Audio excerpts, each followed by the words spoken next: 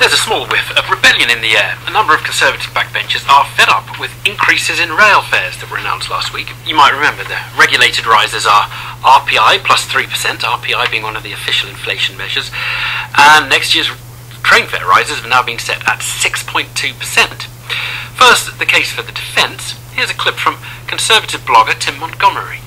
If we don't have the fare increases, we either have more taxes, we have more borrowing, or we don't have the rail investment that the country needs. I can't see where else we're going to be able to fund the kind of investment in our transport infrastructure that's essential for the competitiveness of the UK economy, and to have trains that are able to get people to their workplaces and wherever else they're going on time.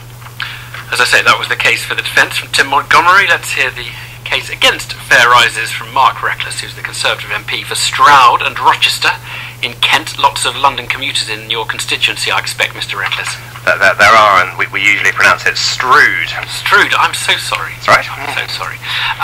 Right, so would you like more borrowing, less investment in the railways, or higher taxes to cover the fact that you don't want the fare rises? Well, we've had RPI plus 3 increases in our area for several years. The last Labour government singled out the southeastern franchise to have that RPI plus 3.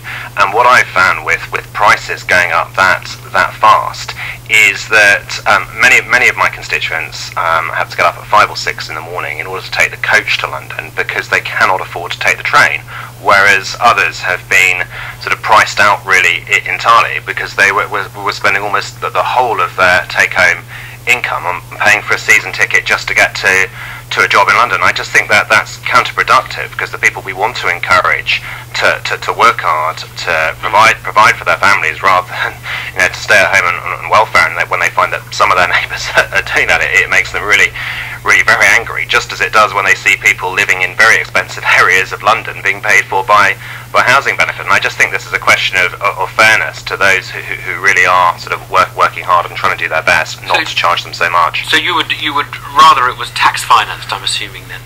Well, I think there's other sources of money. One place is I would look is the £19 billion we paid over to the European Union last year. Let me give you another example, though. Well, I mean, that's a slightly bigger issue, isn't it? I mean, we could leave the EU to finance slightly lower rail fares, but it would...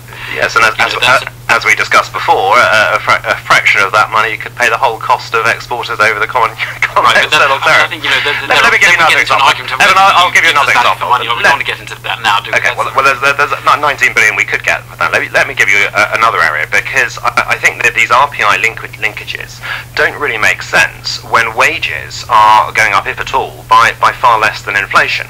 And what happened last year is people were paying, thanks to the Chancellor, we didn't have RPI plus 3, he held it back to RPI plus 1, and that's what we'd like him to do again. But it would mean higher taxes. Other than leaving the EU, it would mean higher taxes. I'm trying to give you another example, which is last year we saw benefits going up by the RPI, which was over 5%, when actually the people who are struggling to get up at 5 or 6 in the morning, whether to get the coach or train to London from my constituency, they were then having to pay RPI or RPI plus for their transport, so that benefits could go up by RPI when that was over 5%, and yet their wages were going up, if at all, by perhaps at most 2%, and that just discourages work. And the one thing this government's done really well, I think, is to deal with the welfare issues, to put on a welfare cap. Quite why it's 26,000, I don't know. Quite why it's 20,000 on the housing. I don't want to get into a big debate over welfare. Well, you asked how this we're going to pay for this.